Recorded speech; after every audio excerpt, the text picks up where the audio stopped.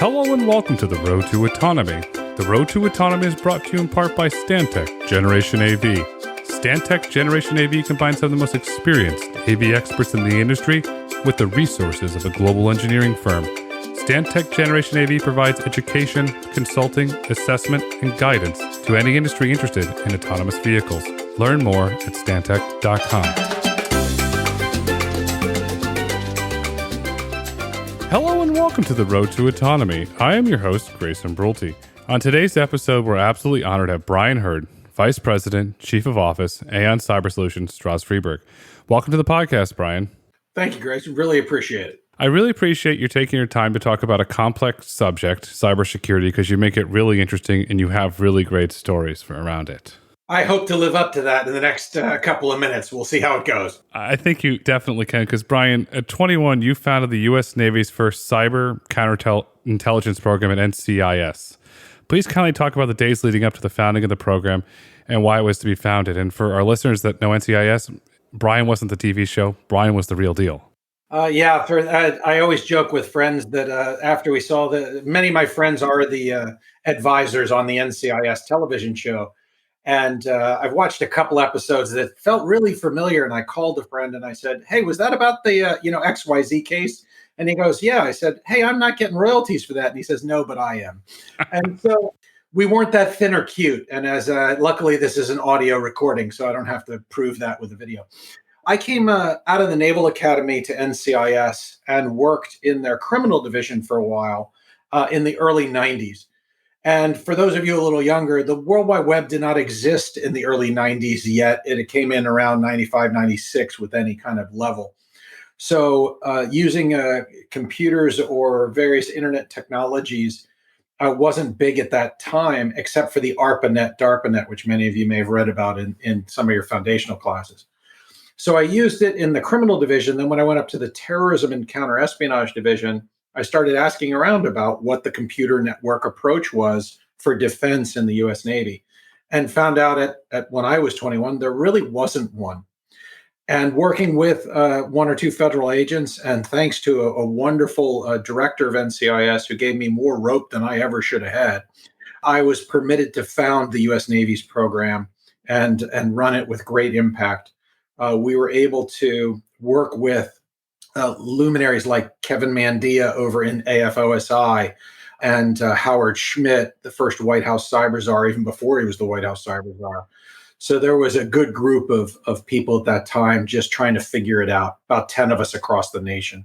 And we were able to do so. It was a lot of fun, and we learned a lot in those initial days about how to do national level cases.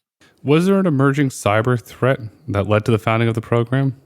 There was an overall threat. One of the most amazing stories about literally almost the first ever large investigation was called The Cuckoo's Egg, written by Cliff Stoll. Cliff was an astronomer at the University of Berkeley, and basically found KGB people hacking through his university in the late 80s, early 90s, and worked with Jim Christie, another great friend over at AFOSI, on that case. So that was one of the really foundational cases. And then we found even more when I founded the Navy's program and the cases and or operations we ran. So the world was still a bad, dangerous world then, and the KGB was still running around doing all sorts of nonsense? Yeah, the KGB had worked with a group of East German hackers, or West German hackers through East Germany, and had basically hired them, and the Hanover hackers group was stealing information from the U.S. and bringing it to their handlers in Eastern Germany. So you always read about these hacker groups with these different names.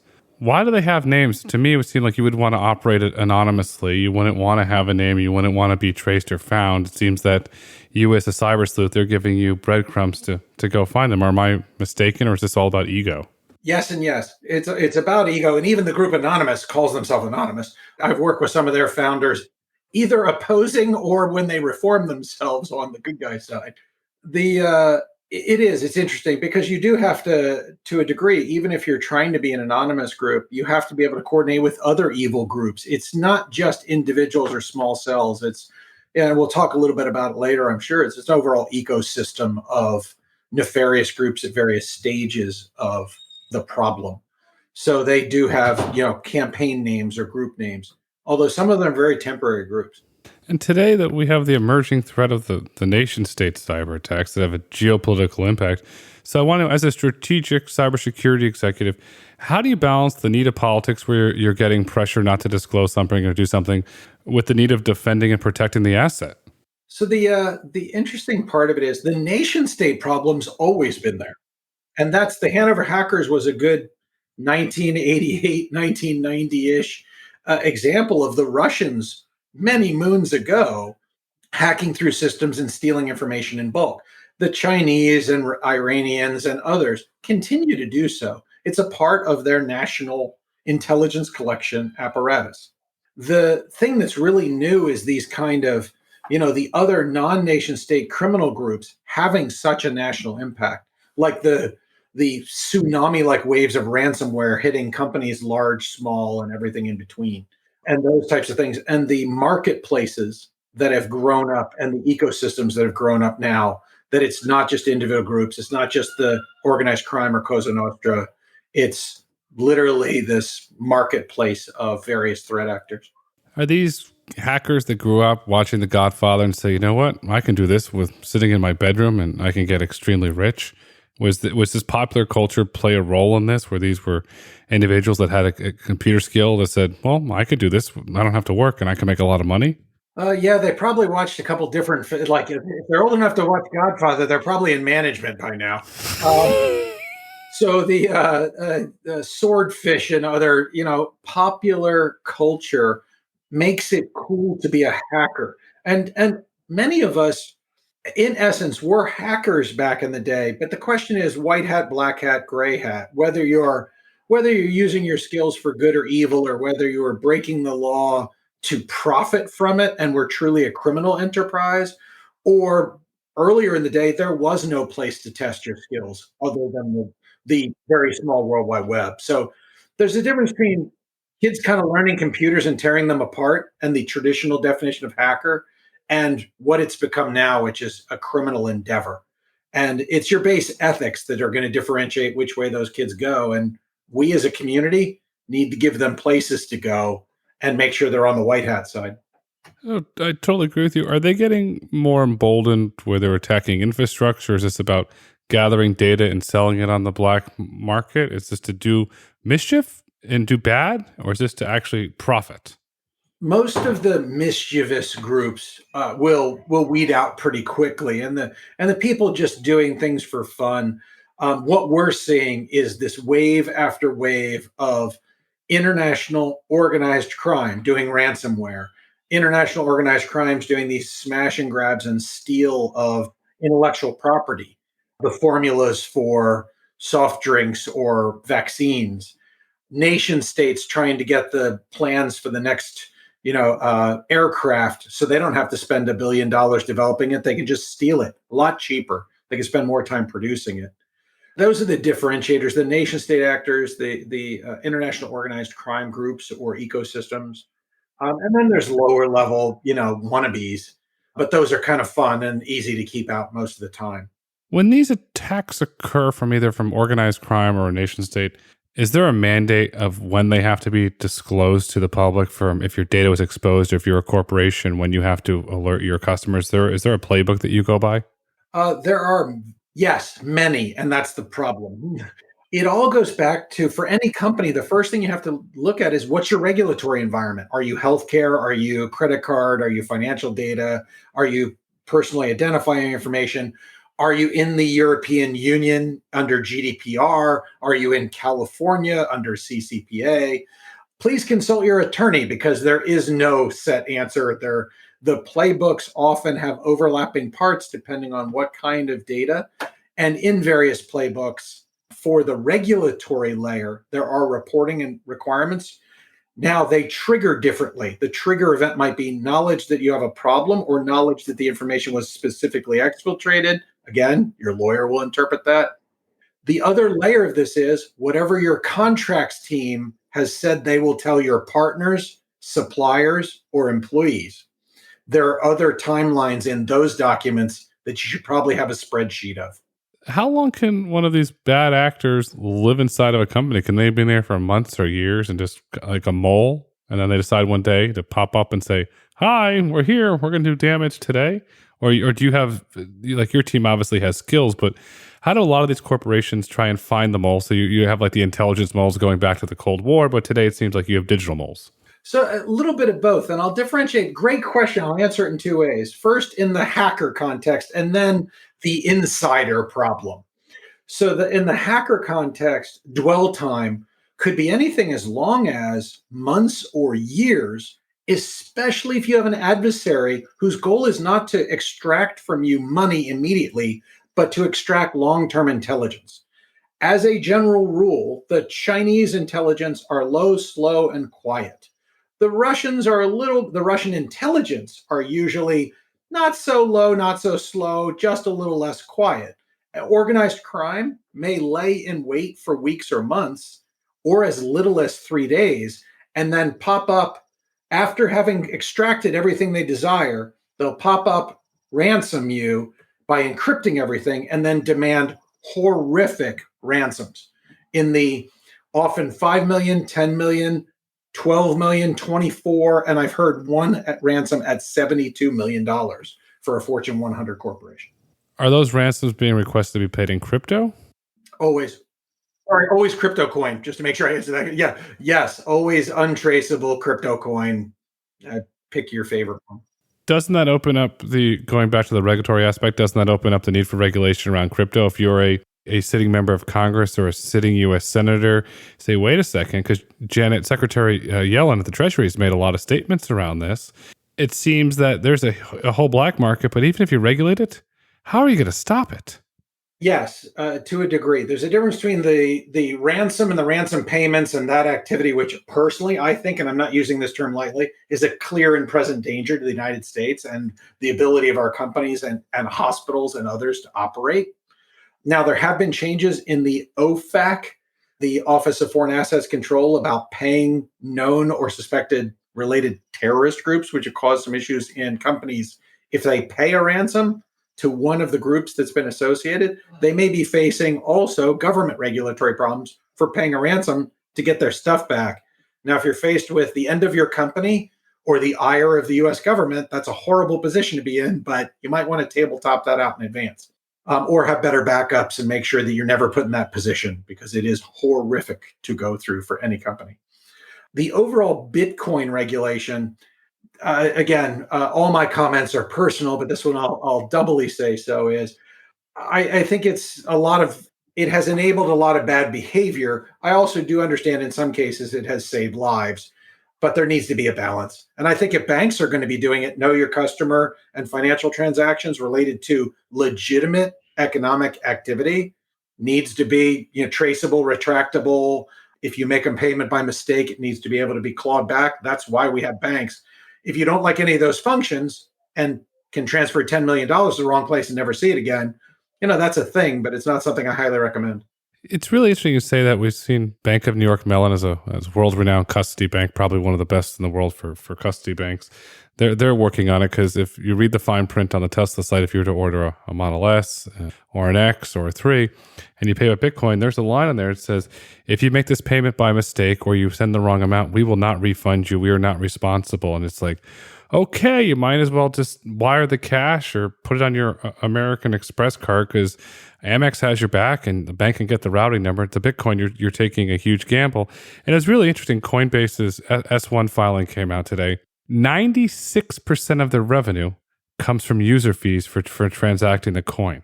And I looked at this, and we all know something. Schwab went to $0 trades. Fidelity went to $0 trades. TD Ameritrade, soon to be part of Schwab, went to $0 trades. And then there was this thing called Robinhood that we had the GameStop Reddit revolution and no fees. Same thing's going to happen to Coinbase once these guys step in, no fees. And that's going to be really interesting when you have big, large institutions with shareholders that have a lot to lose. That's going to get really interesting. And I want to dive back into this terrorist stuff for a minute here, because as the Chief of Operations, the Directorate of Terrorist Identities in the Office of the Director of National Intelligence, what tactics did you use to uncover potential threats and terrorist activities? Because we're having this great conversation. I'll have to dive deeper into it. Yeah, so to add context to that, when I first went back at NCIS before I founded the cyber program, I was on the terrorism watch, known as the MTAC on the TV show. It was called the ATAC way back when, the Multi Threat Analysis Center, or MTAC. And to be a watch officer, you have to be board certified, which is a process that takes many months and a 8 hour or 2 or 3 day board.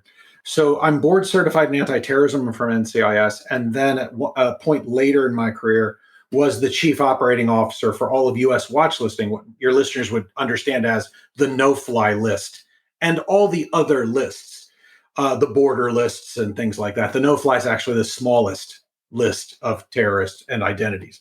I took the job after the underwear bomber was able to board a plane and had his identity was what we call sharded or fractured in the system. All the pieces were there, but Frankenstein wasn't put together enough to identify him not getting on a plane. So I took the job, and for many years of my career, basically was knitting together all the intelligence agency information into that core database, getting it out to the borders, the information back, and knitting together all the identities and cleaning up that data for the entire process from cradle to grave. A lot of data, heavy data analytics, machine learning, data visualization as an analytic, not a presentation tool, was a core part of that. And it's been a core part of most of the analytics I do in my career, now augmented in a great deal by machine learning and stuff like that. Are some of the tactics that you used in that role being used in the private sector to help prevent against cyber threats? Because it seems like you got one piece over here, one piece over there, and you did this great thing, and America owes you debt of gratitude for what you did to secure the sky. Are you taking those same tactics and putting them in the private sector? Absolutely. I think it's interesting to see over the years of my career, I've been in, around, or out of military service, government civilian service, and the commercial side. And I think innovation flows in both directions. I think there's a lot of innovation that flows into the government from, the various vendors, even Microsoft, Google, and others earlier, and now many of the San Francisco and Silicon Valley. But there's some innovation that actually flows out, believe it or not, from some of the things they've learned about high-end analytics. And I actually work with Richard Clark from the White House and Mudge Zatko, or Peter Mudge Zatko from, who was the CISO of Stripe at one point. We worked at a startup for machine learning related to intrusion detection. And the anomaly detection that we used inside the governments to find the anomalies of spies or terrorists, sometimes, depending on how you tune it, a lot of work there, work for computer intrusions or anomalous activities inside organizations. And here's the thing for practitioners. We went from a perimeter mentality to now having this kind of, perimeterless organization where there's a lot of cloud services. Soon we're going to have to stop securing computers, and we're going to have to start securing business processes. And to do that, you actually don't need it. You need to understand the systems and the endpoints, but you actually have to understand the business logic of the transaction and why a person who supposedly is authorized, this transaction shouldn't be permitted. And that's going to be an interesting thing about the industry over the next decade or so. It's interesting with business processes, because you're right. We're going to get into intelligence here in a bit, but there's this giant push. It's coming from the White House. It's coming from Detroit OEMs. It's coming from German OEMs, this electric vehicle push. But in all these press releases I read, the multi-100-page documents I read, nobody talks about securing the energy grid against a potential attack for electric vehicles. What can be done to be proactive, to harden the grid, understand the business processes of how charging works, how the vehicle goes? So as you have a clear understanding, it's not like, hi, all of a sudden we have millions of these things running around. Oh, how do you harden the grid and secure? We didn't think about that. We just wanted to make a political statement. Now you've got a bigger problem. I will shy away from political related things. And I will say this, over my entire career, I am a proud bureaucrat. My job was to stop terrorists or espionage agents, whoever was in the White House, no matter which regime it was. And I always call them regimes. It was just my job to do my job. And I'll stick to that on this one too, is there have been a lot of learnings over the decades on critical infrastructure. Be they, one of my favorite old stories is from 2001, the Maroochy Shire sewage waste treatment plant in Australia. They had a disgruntled employee who was hacking in with his laptop and then put a bunch of sewage into the local parks, ponds and things. There have been a lot of attacks over the years talked about a dam in New York and some other things in the olden days. But one of the greatest examples in current memory is what the hostilities around the Ukraine, what happened to their infrastructure at the hands of the information operations of, as is claimed in the press, the Russians coming and doing things. That shows the current capability. There have also been reports about hacks on the IT infrastructure of the US gas and electric pipelines. Now, that's a little different than the OT, operational technologies, and IoT, Internet of Things, or what we all call the Internet of Insecure Things. So the network segmentation and understanding of not only the network segmentation, but what call is appropriate. One of the most famous of those was the Stuxnet and the Iranian centrifuge, where, supposedly, according to the press, a piece of code sent a centrifuge so it malfunctioned and blew up. The controls in the code of machinery should not allow it to get to a state like that, even if commands come in that tell it to do so. So those things are often in OT, operational technology, the valves, the pumps, the other things. They don't have a lot of room in their memory for security. Therefore, security has to be the next wrench out. That part needs to be segmented so I can't come in and accidentally give something a command. So there needs to be better network segmentation if you can't put security onto the device. Same with IoT. If it's a watch or something small, then you have to put security on a device next to it, not on it. It seems to me that if you don't put security in the top of your mind and the numero uno on your list, you're doing a mistake. We've seen countless stories, and we're going to get into the shipping one here in a bit. But if you're not investing in security, and then this is more of your parent company's role, it seems to me that if you're highly invested in security, you can document it to your insurance company. It seems like your rates might possibly go down if you go through an security audit. Am I wrong on that, or am I right on that? So you've hit on the reason I took this job at Aon, the company that owns Stroz Friedberg, and I took this job after they acquired this unit. This is the shortest version of a history lesson in insurance, so bear with me. It's not that bad. In the 1800s, they had steam engines in U.S. eastern cities like Philadelphia, whatever. They would power the city via steam. Every once in a while, by bringing a locomotive and putting it into a warehouse. Every once in a while, a locomotive would super pressurize and blow up, killing, unfortunately, a bunch of people. Hartford steam boiler made a pressure relief valve, a piece of architecture. They said, if you don't have this safety device in place, you can't get insurance for a locomotive in a city, which means you can't have a steam plant. Come to mid-century, insurance companies invented seatbelts and airbags, not car companies. Come now, we're driving our cyber engines around, they're blowing up and running into stuff. It is the insurance companies that will use longitudinal math to dictate what technologies avoid a claim. That is just factual. It's not, insurance companies will incentivize behaviors that reduce harm and reduce money out the door. So yes, certain technologies over time, as these waves of evil activity continue, they'll see which companies did get hit by ransomware, which ones didn't, what firewalls or endpoint protection they were using, and slowly those will bubble up to the top mathematically. And if you have those types of, and to use an analogy, smoke detectors, fire alarms, radon detectors, that will show that you are due diligent more than others, therefore deserving a lower insurance rate. And so you clearly laid out the financial incentives. There's the common sense one that says do it, be smart. And then you laid out the financial reason, and then I'll give you another reason, brand damage. Everything in this society revolves around the value of a brand, and certain individuals make silly mistakes or silly comments that lead to massive brand devaluation. And what you're doing on the cyber team is one part of the don't do stupid, do right move. And I'd love to know, you mentioned the Australian sewage, and I'm going to go back to, I don't know why I'm on this Russian KGB spy kick here, but I'm going to stay with it, is intelligence gathering. How do they not know that this guy was rogue? How do they not know if he was disgruntled? What role does on-the-ground intelligence play in cyber? So as an example, I've worked many counter-espionage cases, including Aldrich Ames himself, the CIA spy, And I worked as a minor part of a much larger team of much smarter people. So I didn't make the TV show, and that's just fine with me.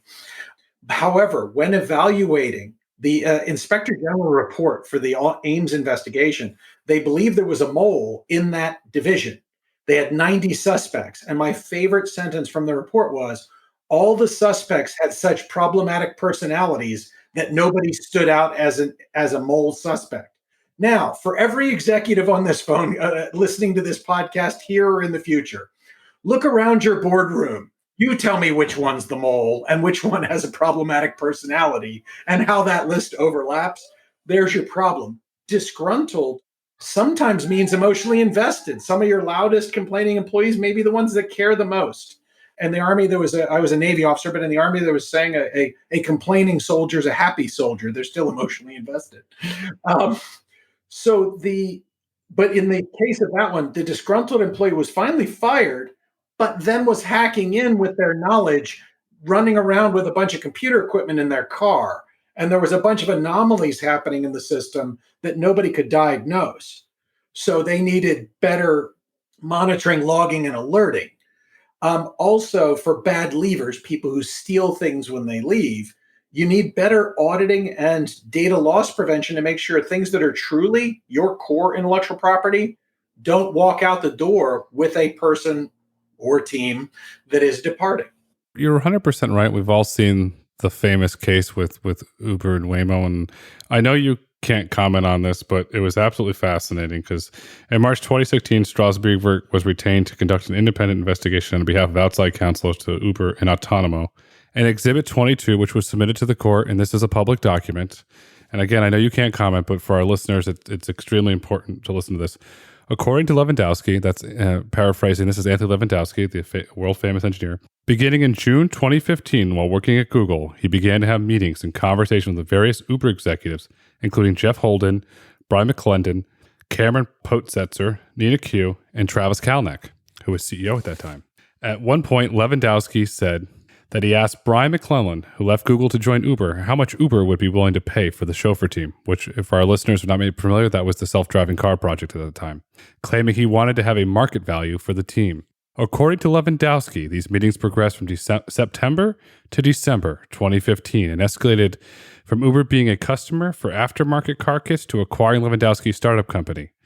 Lewandowski said there were several text messages with the above referenced individuals in over 200, I repeat, over 200 messages to and or from Kalanick. I know you can't comment on this and other cases Stroz Friedberg has worked on, but I wanted to state the following opinion. This is my personal opinion for listeners to think about and debate. Just think about this. If Uber had employed an intelligence service and discovered this before they acquired Otto for $680 million, which at the time was 1% of their total value of the company, the world of autonomous vehicles would be completely different today. And Brian, this goes right into what you said about intelligence, and you have to have intelligence because in December 2015 and January 2016, Anthony Lewandowski had between 20 to 30 engineers in his house plotting this. It was in the open. Somebody wasn't listening. Looking at the world more broadly, how can situations like this be avoided? Is this lack of leadership inside of large companies? Because this is not the only case that's publicly available to reference. This one is just very timely to our listeners. It seems like there's a lack of board leadership, a lack of intelligence gathering, and that while you do a great job, Brian, and your team to secure the digital stuff, the on-the-ground stuff is not happening, and that was a very, very costly mistake. One of the things that's different about the top end of the Fortune list is a couple of decades ago, everybody at the top of it made something. Now everybody at the top of it has an intangible asset of intellectual property. And thank you. I that is publicly available information out of respect for not only the clients, but Eric Friedberg himself, who wrote that report, the Exhibit 22. I won't comment on that case, but I will say, if your entire company's net worth is based on intellectual property, a formula for a soft drink, a vaccine formulation, or intellectual property about how to make the next driverless automobile, then that is information that needs to be protected from an IT and tagging and data loss prevention and employee contracts and monitoring that for the level that is appropriate to your company. In other companies manufacturing, it might be the way the circuit board's punched out that's the most important thing, more so than the HR or other health data that might get more attention. So it's those kind of things that could easily walk out the door, either in the hearts and minds of the people that do it or in their pockets in a USB drive, that really need to be addressed as you look at the overall protection of the company's core value. And that has changed so drastically as we move to knowledge-based companies. Was the USB drive, is that how they got the CIA mole? Was that was in the coffee can, or was that just for the movie? So Aldrich Ames used 3.5-inch floppy disks. In fact, we called them the Aldrich Ames Memorial Floppy Disk. So those kind of things did occur again and again, that the device to exfiltrate data from an environment, the environment will drive the devices that can do it. Each story, first we lock the 3.5-inch drives, then we shut down the USB ports, then there's Bluetooth, then there's, you'll find ways if you're trying to extract data and there's a surface area to do it, you need to either shut down those or log them and flag them. We had other espionage agents that worked so many different espionage cases where they would just print the stuff out and cut off the top secret at the top and bottom. So they'd walk and roll it up and take it out to the car at lunchtime.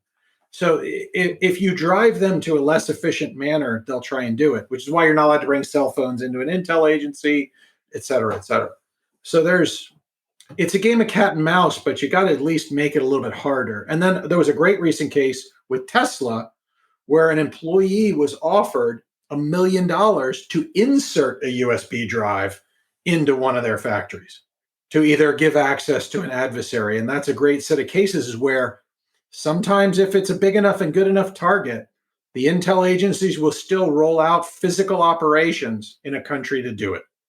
It seems like the intel agencies will roll out these operations to, protect the American interest and American citizens. But it seems to me that part of really good board governance should be intel gathering operations. Because if you look at this is me. If you look at the Uber board, they were clearly not plugged into what was happening in self-driving. Otherwise, they would have been made aware of this. You have 20 to 30 individuals in a room. Somebody that can leak something to you to avoid this catastrophic mistake. So I have to ask you, as cyber attacks become more and more prevalent, people become more and more sophisticated, they start, in my opinion, leaving traces because you will get the cocky guy that puts something on some obscure form. How important it is for the boards of these major companies to be completely dialed into the absolute inner workings of the industry that they're on the board representing? So I think that boards of directors bring an amazing number of skills to any company. I think cyber needs to continue to increase in being one of them. And not just cybersecurity for cybersecurity's sake, to enable the business, to protect the business. The very thing about vehicle autonomy or the ability to have a gig economy is a fabric that needs to be, protected and needs to be understood. Who's renting what for what reason to keep, good economic activity going and stop abuses that are horrid, not only on a cyber level, but on a human level, human trafficking or committing crimes using rented trucks or things like that, as many terrorists have done. So I think the board understanding not only of course, the economics of the environment it's in, as you said, the leadership understanding of, do you have a team that's not happy? Do you have a team that's looking elsewhere? And if so, that happens for individuals, and that's a right of free movement. But the protection of your intellectual property needs to be a core discussion, especially if you're playing $1 billion game of autonomy, space travel, gold exploration. It really there's so many examples where just the right bit of intel at the right time can either save you billions in research and development or get you there faster than the people that actually found it. You bring up a lot of good points. If I'm a Don Corleone wannabe, I'm a nation state actor, and I'm getting intel that this board's asleep at the wheel or they're focusing their priorities on other places. All of a sudden, I got a target. Is that how, are these hacking groups, are they that sophisticated where they're getting on the ground intelligence operating like the CIA would or any other intelligence gathering operation, say, wait, there's a vulnerability here. The door's not locked. We can get a physical man in there. The cameras aren't out and the recording. Do they get to that level of sophistication where then they say, okay, we can physically enter the premise. The premise is not secure. And oh, by the way, we can get in there and plug something in. So yes. And the way to think about the cyber organized crime or cyber criminal layers is the same way you would think about that Don Corleone and the Godfather reference is at the top level is international organized crime. And they have massive groups of people. And if you're a target, like a bank or somebody that makes something another country wants, they will spend 50 people, 5 months putting together Ocean's 11 to go steal $100 million from your bank, like they've done on several occasions targeting the SWIFT system.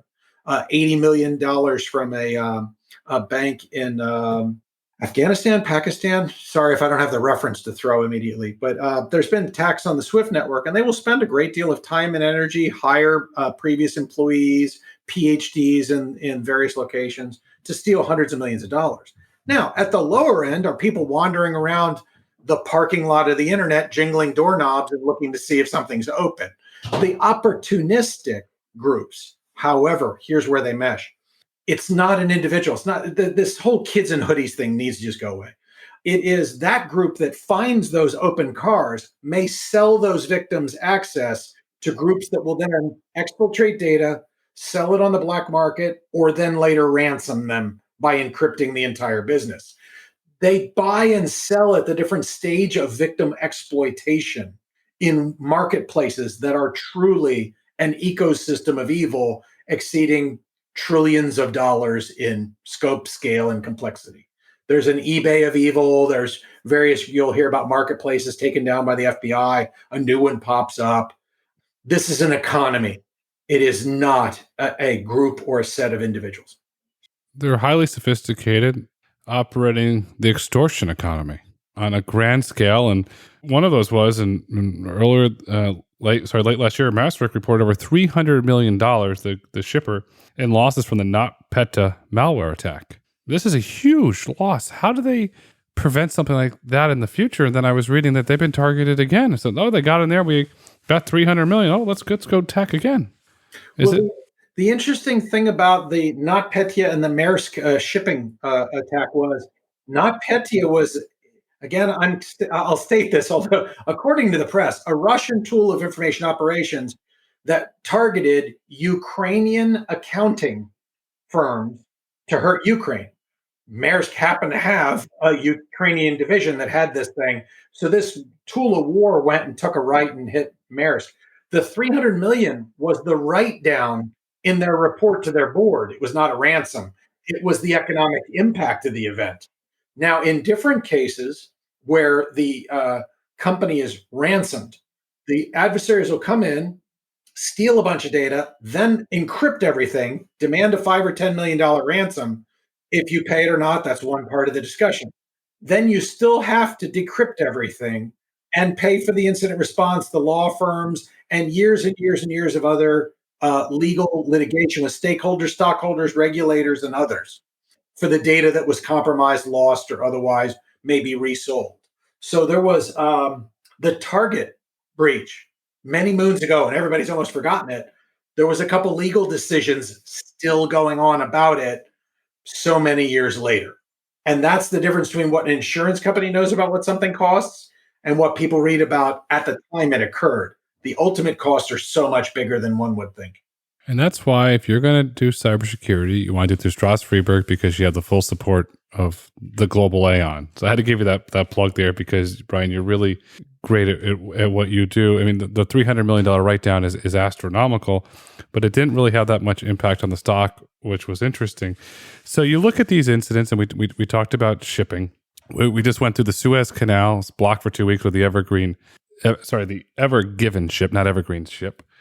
Do bad actors look at this and say, wait a second, if I can remotely take control of a tanker ship, I can close the Suez Canal and cause massive damage to the global supply chain? Sign me up, please. I'm a nation state that wants to wreak havoc on global supply chain for political purposes.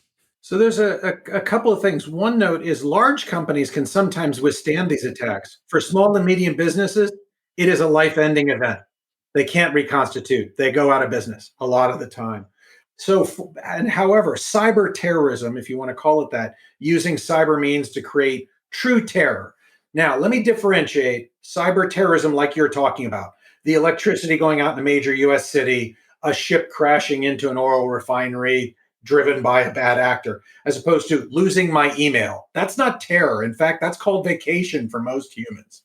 So true terrorism on a nation state level are things like the lights going out in the Ukraine before a military activity, or the inability of a hospital to treat patients. These are acts that literally drive fear into the hearts of a populace. Here's the problem. When those events occur, the attribution back to the actor, unlike a truck bomb or a plane or anything else, it's hard to figure out where you would strike back. And by the time you figure it out, a long period of time has passed. So the retribution of politics by other means, warfare, or states versus states, is obscured when there's a cyber terrorism or cyber's used, because responding to a cyber attack with a missile strike is being talked about more than it used to, but is relatively new to what is a really 40-year discussion since 30 or 40-year discussion since I've started in the field. Cyber terrorism is becoming more and more top of mind as everything, as you said, becoming with the IoT and becoming connected to most individuals. And this is on the personal level, not necessarily the corporate level, don't really know how to secure or what a firewall is in their house. And there's one thing that, and I look at what happened, I think it was two summers ago, maybe 3 summers ago, the tragedy in Nice where they took over the vans and drove the bombs there, which was very, very, very sad. And I'm like, these terrorists are probably looking at what we're doing with autonomy. Wait a second, I'm going to be able to take over a fleet of these things and cause massive amounts of damage. I can hold you hostage to get a payment. And how do we secure an autonomous vehicle so we don't run into those incidents where a terrorist gets an idea, and if they do get an idea, guess what? You can't take control of the vehicle. And you've had examples already of at least in rental cars, where organized crime have abused the credit card layer and then stolen a bunch of Mercedes for Car2Go or others. And we've learned a lot in those security about payments, identities, things to that effect. It concerns me that there should be more security within the autonomy discussion, and I think there will be, because at the end of the day, the autonomous industry is selling one thing and one thing only: trust. Trust that you're going to get where you're supposed to get. You won't be ransomed, kidnapped, or driven out in the middle of nowhere, hopefully, and all those things. So at the end of the day, most of the companies on the earth are selling trust. And I think the board's realizing how important, as you've said, trust not only is to the brand, it is to the uptick of any new technology or service, that spending a little bit more at the beginning to ensure that trust has a good foundation is going to be, I think, hopefully more central in discussion. Without trust, the entire autonomous vehicle industry collapses overnight. The public doesn't know, like, or trust it. The billions of dollars that are being invested, they evaporate and become one of the largest write-offs in history. And I don't think we're going to get there. I think we're going to be able to develop that trust through, help firms like yourselves and stuff that Stantec's doing on cyber through your partnership. And I'd love to know, as everything becomes more connected in the future, and as a society, how can we become, I don't know if this is the right term to use or not, more proactive or more aware of our surroundings, of what the potential attacks are for cyber? If it's a bad actor taking control of your home and turning your lights off and trying to hold you hostage, or if it's, doing something to a school, how as a society can we stay one step ahead, or at least stay in the know of how to spot potential vulnerabilities? And that is always the challenge, because, of course, to be a first market mover, to understand, and a lot of security people like say, oh, just make sure it's more secure. The market forces of first mover and innovative and most functional are often much more weighted than security. Security is thought of an aftermarket product. We'll get to security after we've gotten to the first billion or first 100 million. That does seem to prove out that somehow that seems to continue to work to a degree. However, I think more and more, especially with the regulatory issues we talked about at the top of the hour, and some of the issues of the loss of data or control of your product will cause liabilities far above and beyond the cost of a couple extra firewalls or a couple extra people to look at alerts. That math will change, and it's changing rapidly, unfortunately, due to ransomwares, due to the requirement appropriately to report when somebody's data is compromised and somehow try and remediate it. So I think you're going to see the board level stakeholder, stockholder calculus about these things change because of those market forces. And looking at the market of ransomware, Chain Analysis recently posted a report about the total amount paid by ransomware victims. It increased by 336% in 2020 to reach nearly $370 million worth of cryptocurrency. That's a big market that's growing extremely, extremely fast. With that fast growing market, is organized crime looking to expand their syndicate? For some reason, and I don't know why, I can't put my finger. That number sounds low to me. I'm just thinking of the cases I've worked over the last 2 years, and I'm like, okay, then I'm looking at X% of the market, and I don't think I am. I think groups will go to where money is. You see these, however, so will justice. It just grinds a little bit slower. We will find these people over time, and we have, and we've named, shamed, convicted, waited for them to go on vacation to somewhere warm where we have extradition. These things do happen, but do they happen often enough to disincentivize bad behavior? Probably not.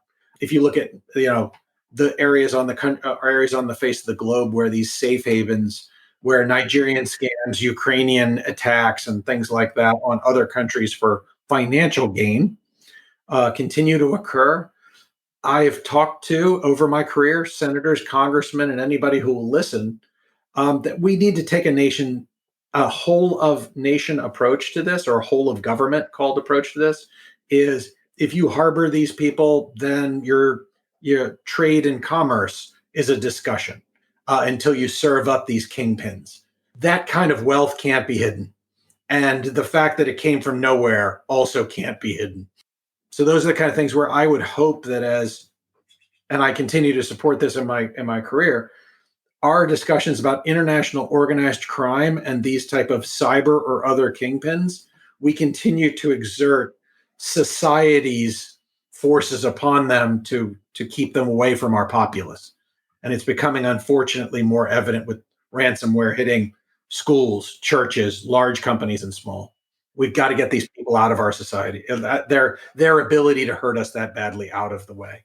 You're 100% right, because as they get more emboldened they're going to go bigger and bigger and bigger, and it could have a massive economic toll on the U.S. economy. It can have a negative impact on human life. And so you're right. We have to say, you know what? Enough's enough. We're not putting up with your shenanigans anymore. The red, white, and blue is coming for you, and we're going to roll in the tanks George Patton style, so you better watch out.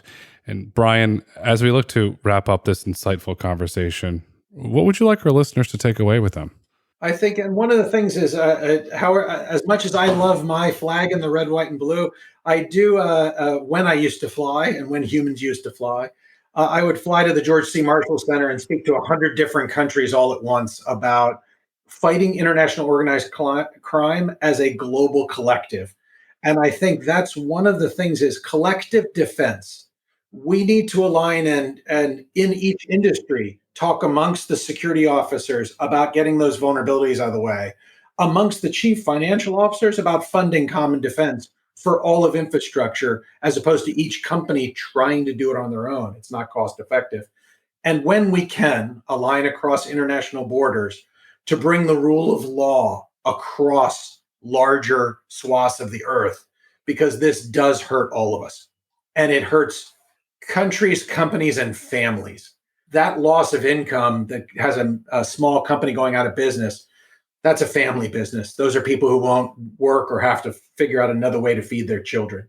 That can't happen when it's organized crime stealing by the hundreds of millions out of our society. We have to figure out a way to collectively stop that. And I have a feeling that we will, once we come out of this COVID fog, that cyber will come to the forefront. We will work together collectively as a nation to stem out this Semitic cancer, because it's just harming us, and it's destroying small businesses, destroying families, and it will have a negative impact on the economy. So make sure your stuff is secure, because the future is bright, the future is autonomous, and the future is cybersecurity. Bryan, thank you so much for coming on the Road to Autonomy. Thank you very much for having me. You're welcome.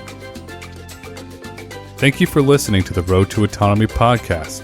If you've enjoyed listening, please rate, review, and subscribe on your favorite podcast platform. Want to get in touch? Follow us on Twitter at Road to Autonomy, or email podcast@brulteco.com. The Road to Autonomy is produced by Brulte & Company.